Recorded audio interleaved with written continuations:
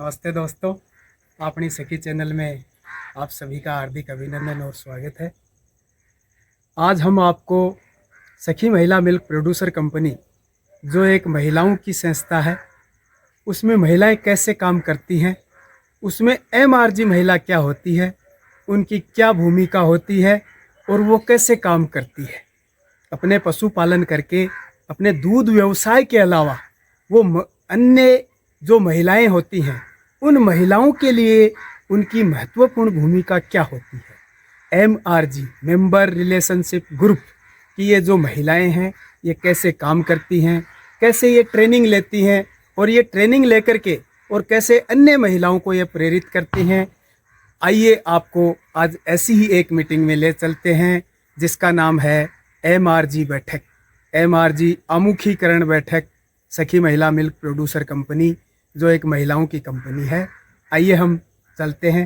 संस्था क्या करती है कि आप लोगों को गांव के अंदर चुना जाता है एमआरजी मेंबर के। एमआरजी मेंबर का मतलब ये होता है कि जैसे आपने देखा होगा 7-8 गांव के ऊपर एक सरपंच होता है, जो सरकार के द्वारा ये जो योजना गांव के लिए चलाई जाती है वो सरपंच निर्वहन करता है। वो सरपंच के द्वारा गांव में नई नई जो सुविधाएं चली हैं उनको बताना, उनको लागू करवाना उसका काम होता है। ऐसे ही अपने सखी महिला दूध उत्पादक संस्था के अंदर क्या है, जो एमआरजी मेंबर होता है वो मेंबर रिलेशन ग्रुप होता है। मतलब जो गांव के अंदर जितने भी मेंबर हैं उनका एक सरपंच होता है, यानी जो भी समस्याएं आएंगी तो वो एमआरजी मेंबर उनको समस्याओं को हम तक या कंपनी तक पहुंचाता है, जिससे उनकी समस्याओं को सुन करके उनका समाधान किया जा सके। या कोई नई सुविधाएं संस्था निकालती है तो उस मेंबर तक, एमआरजी तक पहुंचाना, जिससे वो सारी सुविधाएं पूरे गांव में फैल जाती हैं कि भाई सखी में इस समय ये सुविधा चल रही है या इसका आप लाभ ले सकते हो। इसीलिए इन मेंबरों का चयन होता है। ऐसे ही गांव में 4 बीसीजी मेंबर और होते हैं, देखा होगा आपने। सुमन जी जाती हैं, आप लोगों के साथ बैठती है, 5 महिलाएं बैठा करके एक मीटिंग करती हैं। हर महीने गांव में एक नई गांव में होती रहती है। वो क्यों होती है? वो इसीलिए होती है कि संस्था के अंदर क्या घटित हो रहा है वो आपको जानकारी देंगी, या आपकी एमपीपी पे कोई समस्या चल रही है, जैसे मशीन खराब है, सहायक अच्छे से काम नहीं करता, गाड़ी वाला है समय से नहीं पहुंचता, दूध निकाल के गाड़ी वाला गाड़ी खड़ी करके दूध निकालता हुआ पाया जाता है, या आपकी कोई सुनवाई नहीं हो रही, किसी का दूध छूटा हुआ है या किसी का पेमेंट रुका हुआ है, कोई दिक्कत आ रही है, तो आप इन चीजों को इन तक पहुंचाएं और ये हम तक पहुंचा करके उनका समस्या का समाधान हो। इसीलिए एमआरजी मेंबर और बीसीजी मेंबर का चयन होता है। ठीक है, तो आज जो अपनी की मीटिंग है वो एमआरजी मीटिंग है। आज हम एमआरजी के बारे में, प्लस संस्था में क्या क्या नई नई सुविधाएं चल रही हैं उसके बारे में, और क्या क्या नई सुविधाएं संस्था लागू करने जा रही है उसके बारे में, और जो सखी परिवार है जो सन 2016 से चला हुआ था, आज सन 2024 आते आते कितना बड़ा परिवार बन चुका है उसके बारे में भी बताएंगे।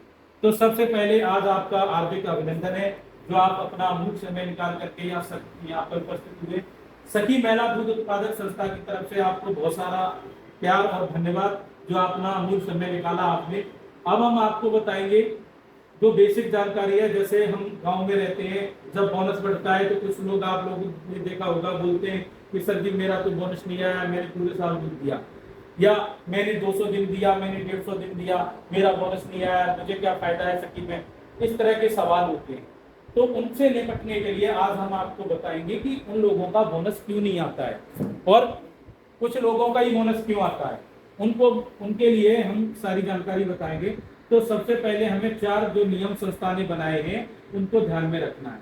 पहला नियम क्या है कि साल के अंदर जो भी मेंबर संस्था से जुड़ा है, जिसने अपना रजिस्ट्रीकरण कराया है, उसको साल के अंदर कम से कम 200 दिन दूध देना अनिवार्य होता है। मतलब 200 दिन दूध डालना साल में अनिवार्य होता है। एक साल में 365 दिन होते हैं, उसमें से 200 दिन देना जरूरी है।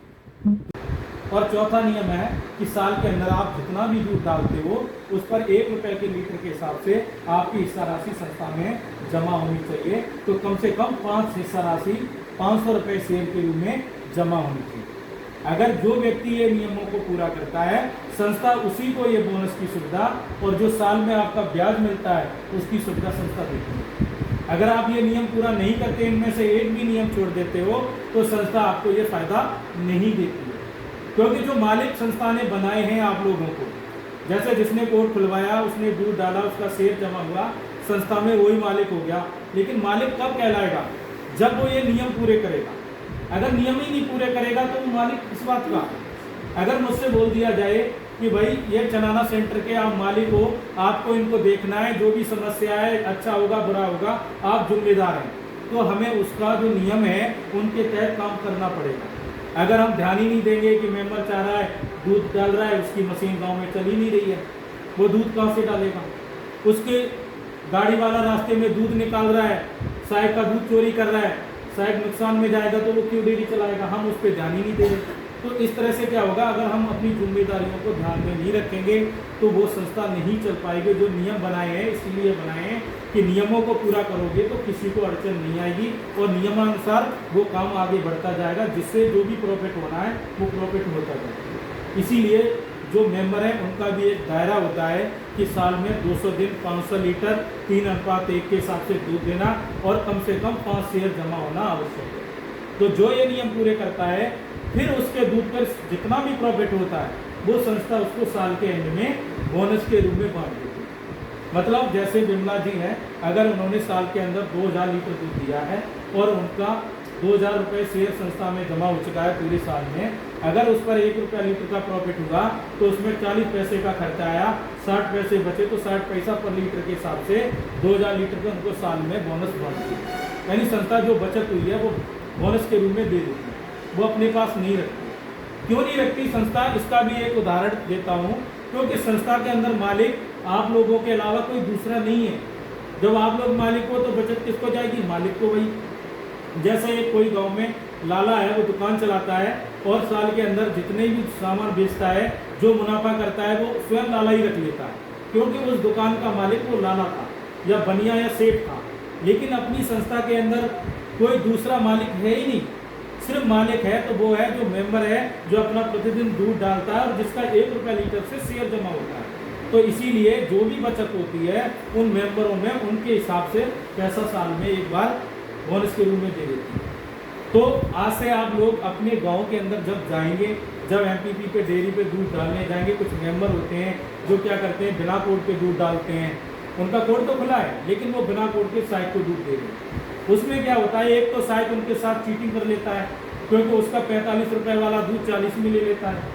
दूसरा क्या होता है कि नगद पैसे उसको मिलते हैं, तो हो सकता है कि जैसे 4312 रुपये बने तो वो 4300 रुपये पकड़ा के नीचे हो जाता है, 12 रुपये क्या होता है उसके साथ शोषण हो जाता है, 12 रुपये वो खा जाता है। लेकिन अगर वो कोड खुलवा करके और अगर कोड में ही दूध मेंबर डालता है तो